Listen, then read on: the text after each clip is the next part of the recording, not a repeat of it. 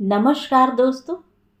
कहानियों की श्रृंखला में आज सुनेंगे वरिष्ठ कथाकार रूप सिंह चंदेल जी की लिखी कहानी वर्षों बाद। तो आइए सुनते हैं कहानी। लगभग 10 मिनट तक वह उन्हें देखते रहे।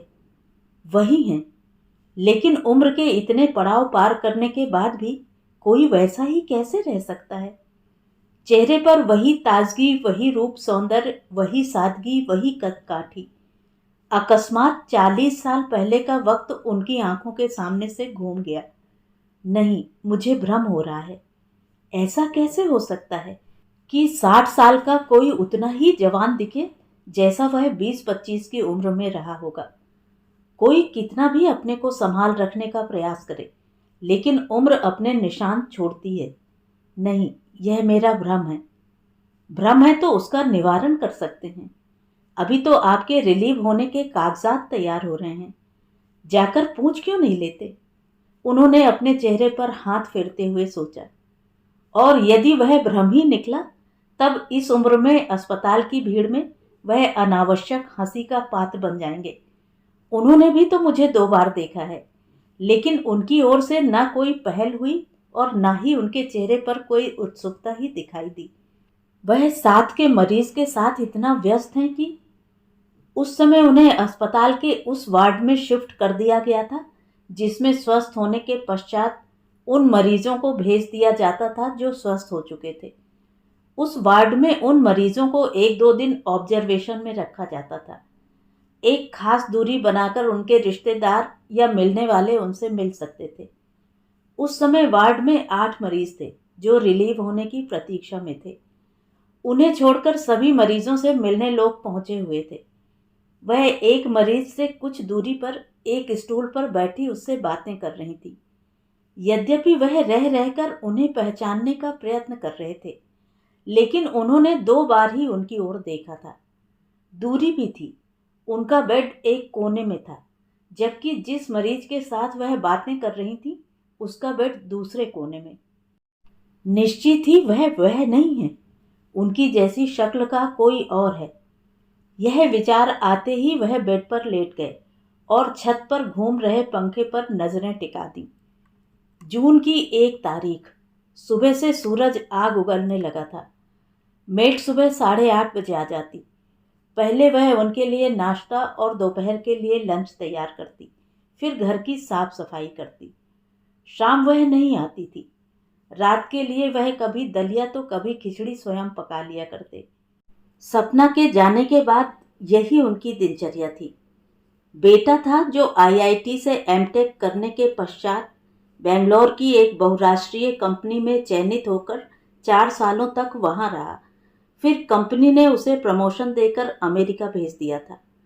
वहां पहुंचने के 2 सालों के बाद उसने उस कंपनी को छोड़ दूसरी कंपनी ज्वाइन कर लिया और वहीं शिकागो में व्यवस्थित हो गया था।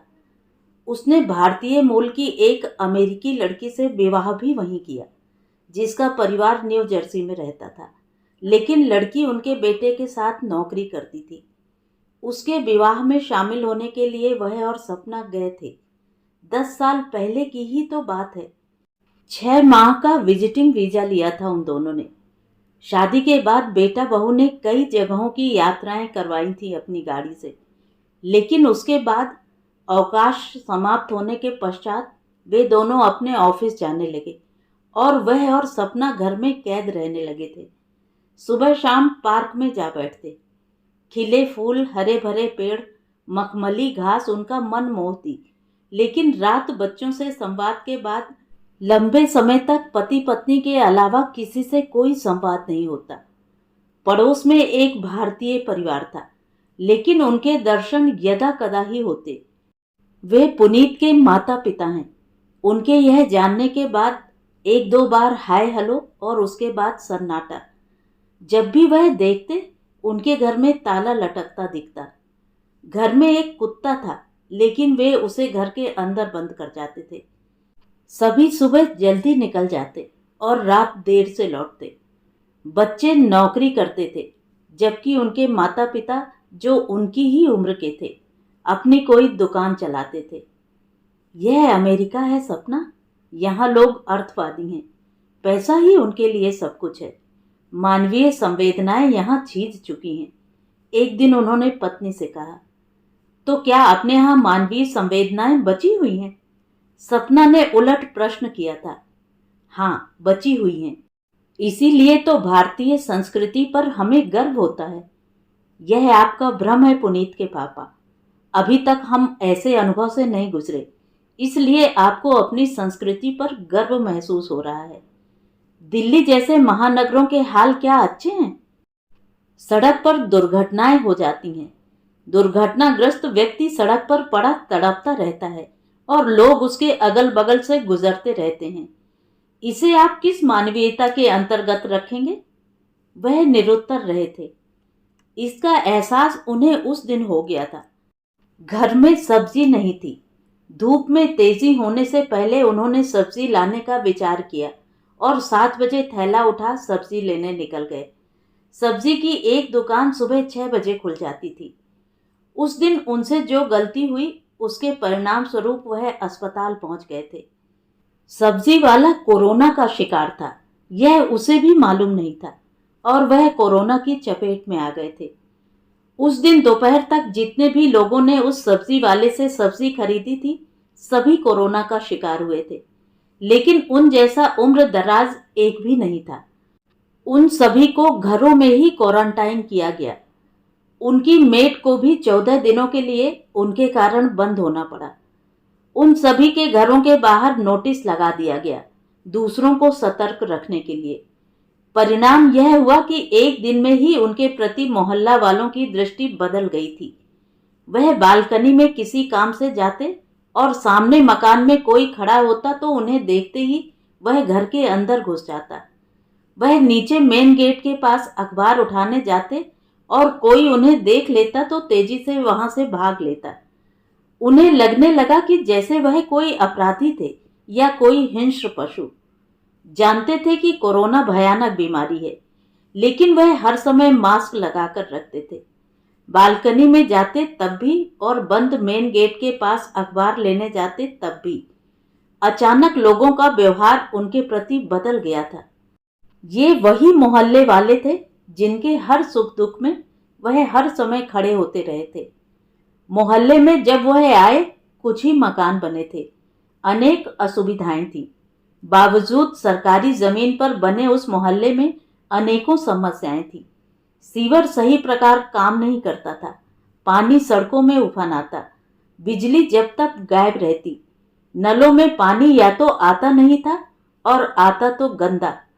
मोहल्ला जैसे जैसे बसता गया, गंदगी भी बढ़ने लगी थी। कहीं कोई सार्वजनिक कूड़ा घर नहीं था। उस सब के लिए उन लोगों ने उन्हें आगे किया था। उन्हें मोहल्ले की रेजिडेंट वेलफेयर एसोसिएशन का अध्यक्ष बना दिया। वह रक्षा मंत्रालय में नौकरी करते थे। घोर व्यस्तता के बावजूद वह उस सब के लिए समय निकालते। बिजली विभाग, जल बोर्ड आदि कार्यालयों में उनके साथ शायद ही कोई गया था। वह वहां जाते, अधिकारियों से मिलते। बात नहीं बनती तब मेयर, मुख्यमंत्री से मिलने का प्रयत्न करते और न मिल पाते तब उन्हें पत्र लिखते। धीरे धीरे सुविधाएं मिलने लगी थीं और मोहल्ले की समस्याएं दूर होती गई थीं। आज वही मोहल्ला वाले, तीसरे दिन उनका बुखार तेज हो गया, सांस लेने में कठिनाई होने लगी। उन्होंने दिल्ली के कोविड सहायता केंद्र के फोन नंबर 22 30 71 45 पर फोन किया। बहुत बार प्रयास करने के बाद नंबर मिला। उन्होंने अपनी स्थिति बताई और पता दिया। 2 घंटे बाद एम्बुलेंस उनके दरवाजे आ रुकी। एम्बुलेंस के आते ही उनकी गली के कितने ही घरों के दरवाजे खुले बंद हुए। कितनी ही छतों की खिड़कियों से लोगों को झांकते उन्होंने देखा। घर को ताला बंद कर वह एम्बुलेंस में जा बैठे थे। उन्होंने करवट बदल ली और सोच रहे थे, आज मोहल्ले वालों की क्या प्रतिक्रिया होगी मुझे स्वस्थ देखकर। देखना होगा। तभी उन्हें आवाज सुनाई दी, सयस। उन्हें लगा कि वह नर्स थी। शरीर में कमजोरी थी, इसलिए आराम के साथ पलटे। सामने उन्हें खड़ा देखकर वह हतप्रभ रह गए। यह तो सौदामिनी ही है। सौदामिनी आप? हाँ, मैं। बहुत देर से आपको देख रही हूँ। दुविधा में थी कि यह आप हैं या... ओह, मैं भी पहचानने की कोशिश कर रहा था, लेकिन जब देखा कि आपने 2 बार के बाद मेरी ओर नहीं देखा तब... सौदामिनी चुप रही। जिनके साथ बैठी थी वह आपके परिवार से हैं, बस ऐसा ही समझ लें। क्षण भर रुककर सौदामिनी बोली, मैं इस स्टूल पर बैठ लूं? हाँ हाँ। सौदामिनी स्टूल में बैठने लगी और वह एक बार फिर 40 साल पहले की दुनिया में खो गए थे, जब वह एमए के बाद एलएलबी कर रहे थे। सौदामिनी अपनी बहन के घर आई थी। उन दिनों वह बीए द्वितीय वर्ष में थी। उनके बहनोई गांव में उनके पड़ोसी थे और फौज में लेफ्टिनेंट। उनकी बहन गांव में ही रहती थी। गर्मियों की छुट्टियां वह गांव में बिताते। उस वर्ष सौदामिनी कॉलेज बंद होने के बाद वहां 2 माह रही थी। दोनों के बीच अच्छी मित्रता हो गई थी, लेकिन यह मित्रता विभिन्न विषयों पर चर्चा और बहसों तक ही सीमित रही थी। कई बार बहस उत्तेजित रूप ले लेती तो वह यह कहकर उठ जाते कि इस बारे में कल बात करेंगे। परिचय के बाद शायद ही कोई ऐसा दिन रहा होगा जब वे न मिलते रहे हों। कई बार बातें करते वह अपने बाग की ओर निकल जाते और बाग की रखवाली करने वाले कुंजड़े से लग्गी लेकर 2-4 पके आम टपकाते और उन्हें चूसने का आनंद लेते। गांव में उन दोनों को लेकर विभिन्न प्रकार की चर्चा होने लगी थी, लेकिन इसकी चिंता उन दोनों ने कभी नहीं की थी। हालांकि उनके बीच परिचय एक सीमा में बंधा रहा था, लेकिन वह कभी भी सौदामिनी को भूल तो नहीं पाए, लेकिन उन्होंने यह कभी जानने की कोशिश नहीं की कि वह कहाँ थी। जानते तो तब जब गांव से उनका रिश्ता रहा होता। माँ पिता की उनके एलएलबी समाप्त करने के बाद ही मृत्यु हो गई थी। यह तब की बात है जब यूपीएससी के माध्यम से उन्हें रक्षा मंत्रालय में सहायक की नियुक्ति मिली थी। उसके बाद उन्होंने गांव के खेत बेच दिए थे और गांव से पूरी तरह कट गए थे। तो सौदामिनी भी मुझे नहीं भूली थी। कहाँ रह रहे हैं? घर में कौन है? सौदामिनी ने एक साथ कई प्रश्न किए और यह भी जोड़ दिया, मुझे मालूम तो था कि आप दिल्ली में हैं, लेकिन कहाँ यह मालूम नहीं था। उन्होंने संक्षेप में अपने 40 सालों की जीवन यात्रा के विषय में बताया। फिर पूछा, और आप?